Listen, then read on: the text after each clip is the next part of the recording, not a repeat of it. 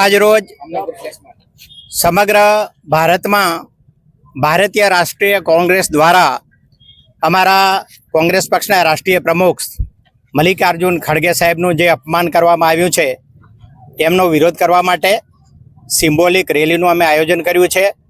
હમણાં જ ઉત્તરાખંડમાં હલ્દાનીમાં અમારા દલિત સમાજના અમારું ગૌરવ કહેવાય એવા મલ્લિકાર્જુન ખડગે સાહેબની સભા હતી અને એ સભા પૂરી થયા પછી ત્યાં ભારતીય જનતા પાર્ટી અને આરએસએસના માણસોએ ત્યાં ગંગાજળ છાંટી અને શુદ્ધિકરણનો કાર્યક્રમ આપ્યો.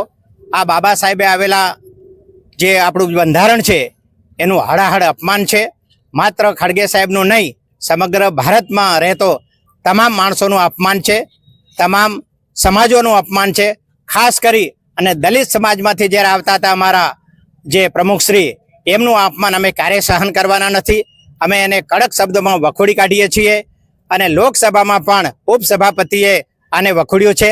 ભારતીય જનતા પાર્ટીને અને સંઘને શરમ આવવી જોઈએ કે આજે 80 વર્ષ આઝાદી ન થયા પછી પણ આજે તમારી માનસિકતા દલિત સમાજને અન્ય સમાજ પ્રત્યે શું છે એનું આ ચરિત્ર તમે દેખાડ્યું છે. તમારો ચાલ ચરિત્ર અને ચહેરો ભારતીય જનતા પાર્ટીનો ખુલ્લો પડી ગયો છે. એટલે સમગ્ર રાષ્ટ્રનું જે અપમાન થયું છે એ બદલ ફરી એક વખત અમે એમને વખોડી કાઢીએ છીએ અને આ સમગ્ર દેશ આનો જવાબ આવનાર સમયમાં ચોક્કસ આપશે.